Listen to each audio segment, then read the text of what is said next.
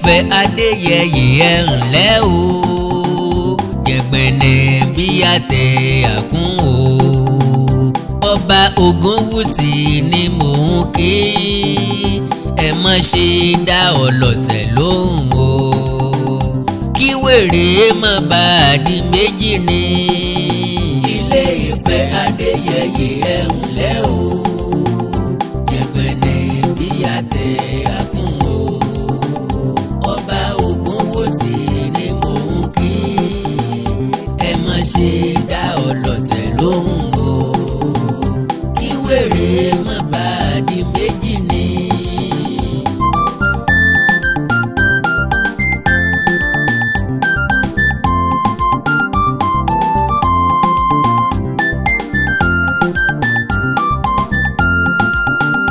Wèrè dùn wò kò ṣe gbé lọ́mọ ni, à ń jù wọ́n kò ṣe é wé lẹ́jọ́.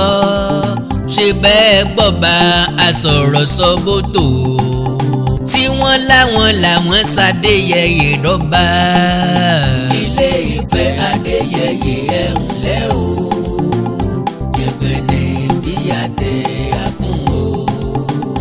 Ọba Ògúnwùsì ni mò ń kí, ẹ má ṣe dá ọlọ̀tẹ̀ lóhùn o. Kí wèrè má bá a di méjì ni. Ẹni tó farúgbó ara kọlù gángan ni yóò lù kú. Your Royal Majesty Ọba Abdulrasheed Adéwálé Àkànbí Tẹ̀lú Olúwo of Ìwó in Saudi Arabia Kingdom. Kábíyèsí how you dey, sára yín le koko bí ọta. Olórí ńkọ́ ń bẹ̀ lẹ́pa Ṣáńdì ọmọ ẹ̀lẹ̀ tó báàdì. Ó ti pẹ́ díẹ̀ tá a ti fẹ́ bá ń kẹ́bẹ̀jì. Ìrùkẹ̀rẹ̀ ọ̀jẹ̀ títí yóò dọ̀kìnrin. Wọ́n lẹ̀ lẹ́yìn ló lórí àwọn afọbajẹ Ilé Ifẹ̀ tó fọ̀ níjọba. Ńgbà tẹ́ ẹ mọ̀ pé Ọba Adéyẹyè ní Ògúnwùsì ò ní fèsì. Ilé Ifẹ̀ gan láwọn ọ̀rá yìí rọ̀bọ̀ rebe. Wọ́n ti mọ̀ pẹ́ni tí ó jogún kógún yọ pàtàn dídùn. Ẹlẹ́gbọ̀dún mẹ́jọ lọ́wọ́ ni ẹ mọ̀ Ọba Adéyẹyè Ògúnwùsì kì í jìjà gba. Ẹ̀yin fẹ́ràn attention orí social media, Ọọ̀ni fẹ́ràn achievement. And again kí ló fariwo, ta ló bi Adéwálé Àkànbí lẹ́jọ́? God used me to play a vital role in the installation of Ọba Adéyẹyè Ògúnwùsì as the Ooni of Ife, but to my surprise, the same person I helped to the throne has been planning evil against me. What kind of evil? Ṣé kò ní ó lè bá àjogún ilé tẹ́ ẹ kọ́ àbí ti mọ́tò tẹ́ ẹ rà? He orchestrated my suspension from the Osun State Council of Obas meeting against the AIG who was a star witness at what transpired. Mo ní bóyá kò ní ó lè bá àjẹ́ Olúwo mọ́tò ní Ilé Ifẹ̀. Olórí aládé is using a few kings in Iwo land to destabilize my territory. Mo ní bóyá Ilé Ifẹ̀ ò tónù, Ọọ̀ni fẹ́ da Ìwó pọ̀ mọ́fẹ̀. To set the record straight, Your Majesty Ọba Adéwálé Àkànbí, you are the architect of your downfall. Sọ́ọ̀ni lọ́ba yín gba gbowó ọ̀gbàgbà létí ni àbí torí upper court kọ́lẹ̀ ṣe gba suspension. Ìrètí àwọn ọmọ Yorùbá ní táìmù yẹn gan ni pé suspension kọ́ lọ̀rọ̀ yín jẹ mọ́. A fẹ́ kí wọ́n gba dépò lórí yín ni. Ìdí ni pé ẹ fìpìlẹ̀ rere lélẹ̀. Ẹ̀yin lọ́ba àkọ́kọ́ tí ń jàpájàkọ fún ní pọ́blíkì. Ẹ tẹ̀lé àṣà, ẹ tẹ̀lé ìṣe, ẹ tẹ̀lé àjogúnbá àti ìṣẹ̀ṣe àwọn baba ńlá wa. Ẹ pa ìṣẹ̀ṣe run lódìdí ìlú. Sẹ́yìn nìkan ni ẹ̀yin lónìí ẹ̀yin lọ́la bí ẹkún àpọ̀kọjẹ. Ẹ̀yin lẹ kọrin ọ̀tẹ̀ kiri ìlú. Ẹ̀yin lẹ ń jà ní gbàgede. Ẹ̀yin lẹ ń bá wọn máàmù jà torí wọn ò jẹ́ kẹ́ líìdì irun ní yídì. Ẹ̀yin lẹ bólóyè Ògúndògún jà. Ẹ̀yin lẹ sọ ara yín di emir tẹ̀wé láwà ní bàbá tútù.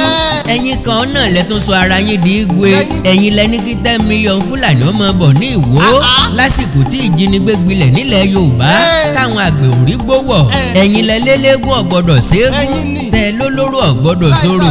Ẹ̀yin náà lẹ gbádé sórí olórí tó lọ. Ẹ̀yin lẹ wégbónú kámẹ́rà tí gbogbo àgbáyé rí.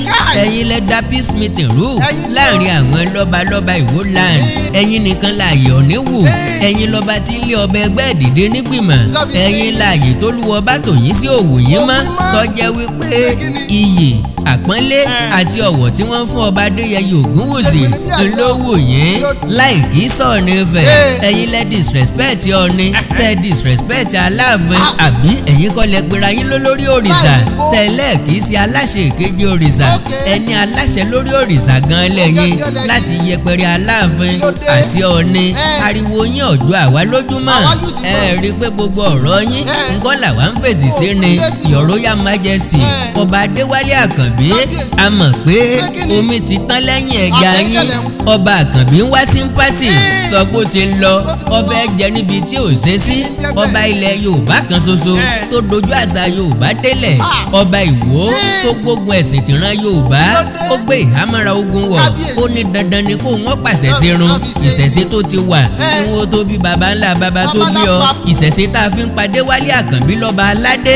kọjú àwa lójúṣẹ́ ikọ́ wíwú ológbò kì í ṣàfihàn ìran baba tí wọ́n ní wúkọ́ fèè ẹ̀wí fàkànbí pé mo ní kó yé kira rẹ̀ mọ́fà àbí ń gbà ó kápá baba òjò lápẹ̀gbọ́n abirùsóró lọ́rùn ìyá lọ sọ́run àjàǹtí ọmọ tó wá ń dẹ́sà ejò ṣé bọ́mọ ọ̀bátàn ṣé kò yẹ kọ́ bá àrọ́bá if you are truly a good leader sir a custodian of Yorùbá heritage culture and tradition ṣé ẹ lè pa ìṣẹ̀ṣe run ǹjẹ́ ẹ lè máa sọ̀rọ̀ ṣàkàṣàkà sólórí aládé ṣé ẹ máa fi gbogbo ẹnu sọ̀rọ̀ ní gbàgede mo bẹ́ẹ̀ lẹ́ dàgbà ju Ọọ̀ni lọ lọ́jọ́ orí ta wá làgbà láàrin yín ta lè we ojú nìkọ́rọ̀ sí èwe ikùn nìkọ́rọ̀ sí àgbà ojú làgbà yá àgbà kì í yánu ọjọ́ orí kọ́ làgbà nílẹ̀ Yorùbá èdè náà pé bá a ní nǹkan àgbà bí èwe làárí ọ̀pàdé àgbà lọ́nà onídàdí ẹ jọ̀wọ́ ẹ kọ́ mi lọ́gbọ́n tó sì jẹ́ pàgọ́ ló bá dàgbà ṣé n téèyàn ò bá ní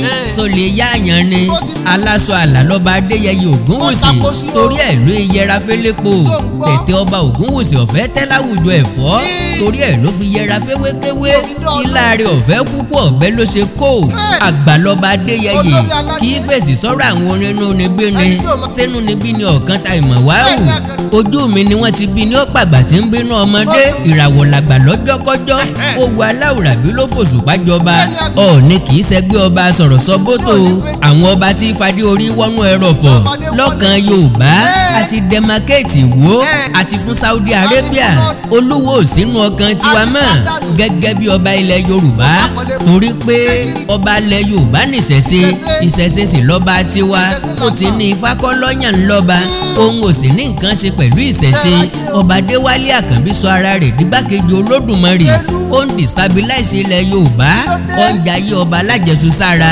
ìrònú tiẹ̀ ní pé ntọ́ba wo lówó ló lè fomi gbóná ṣe àrà tó wu ògòdò ló lè fi mú aláàrẹ̀ dá ntọ́ba wu òun ló ń lè ṣe lórí àpèrè ọba Olúwo ọmọ pàfọ́jú tí ń yàrá ilé rẹ̀ lódì yóò forí sọ ògèrè pẹ́ ránkà déédé emir of Iwo land how market ẹ ti jó belebele ẹ ti jó tán ọmọ pápátọ́ lọ Paris yóò padà wálé wá tẹ̀pà sẹ́yìn ọmọ pé ariwo social media máa rọlẹ̀ ní ẹsẹ̀ bí ojoojúmọ́ ni ọmọ lọ gé ẹ mọ̀ pé lálátọ́ lọ sókè ń padà bọ̀ nílẹ̀ pé ẹni tó bá ní kí wọ́n kánjú mọ̀ wọ́n kánjú gbàgbé olúwa rẹ ni àìjónírọ́ òkúrọ̀ ìjà ní dálẹ̀ mo ebi Arẹ́gbẹ́ṣọlá pẹ̀lú adájọ́ kan ńlọ́hẹ̀bù ẹ̀yìn náà tẹ́ fi dọ́ba àbẹ́sẹ̀ bá mọ̀ tán ni and again kí nìtàn yìí kọ́ wa gan ṣé ká bá olórí aládé jà nítorí tiyín ni Your Majesty ẹ sáà tilẹ̀ ẹjọ́ Aláàfin Ọ̀yọ́ lọ ẹ kì í ṣẹgbẹ́ Ọ̀ọ̀ni Ifẹ̀ àníkú bàbá yèyé